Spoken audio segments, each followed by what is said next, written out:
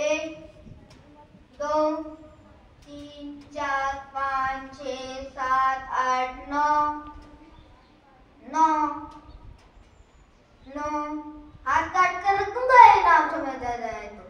कितनी दिक्कत होगी पता है राम समझ आ जाए तो। फिर राम राम तो कह लो पर राम स्वरूप ही सहना होगा। पहली चुनौती ये होगी कि मर्यादा में रहना होगा। और मर्यादा में रहना मतलब कुछ खास नहीं कर जाना है, बस चाकू गले लगाना है और अहंकार चलाना है। अब अपनी रामलीला की खातिर इतना ना कर पाओगे और शबरी का झूठा खाओगे तो पुरुषोत्तम कहलाओगे। काम क्रोध के भीतर रहकर तुमको शीतल बनना होगा। बुद्ध की छाप में बैठे वैसा पीपल बनना होगा ये सब कुछ और वो भी शून्य में रहकर प्यारे। तब ही तुमको पता चलेगा कि कितने अद्भुत राम हमारे। सोच रहे हो कौन हूँ मैं? चलो बता ही देता हूँ। तुमने ही तो नाम दिया था मैं पागल कहलाता हूँ। नया हूँ यहाँ पर तो ना पहले किसी को देखा है। वैसे तो हूँ त्रेता से किसी ने कलयुग भेजा।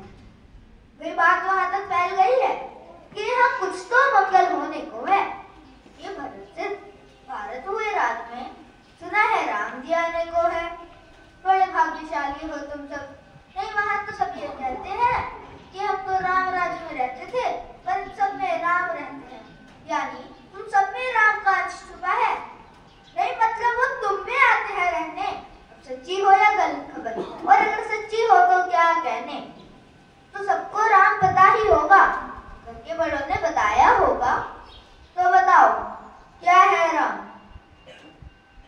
बताओ क्या है राम? बताओ।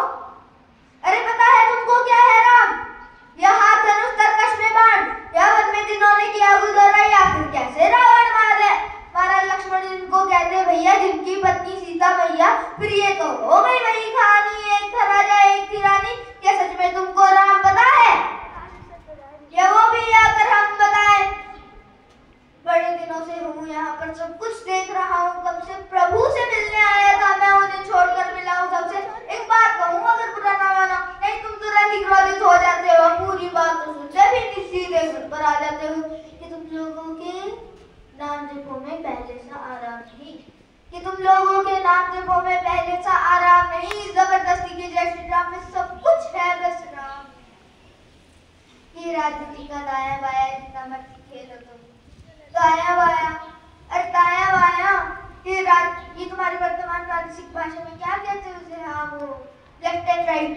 ये राजनीति का दाया बाया जितना मर्जी खेलो तुम। चेतावनी को लेकिन मेरी अपने जहन में डालो तुम। इस स्वार्थ की खातिर अगर कोई राम नाम को गाता हो तो खबरदार जरूरत की और मेरे राम को बांटा तो। भारत का कवि को मैं कविंदर को कहता हूँ, राम है मेरी हर रचना में, मैं बजरंग में रहता हूँ।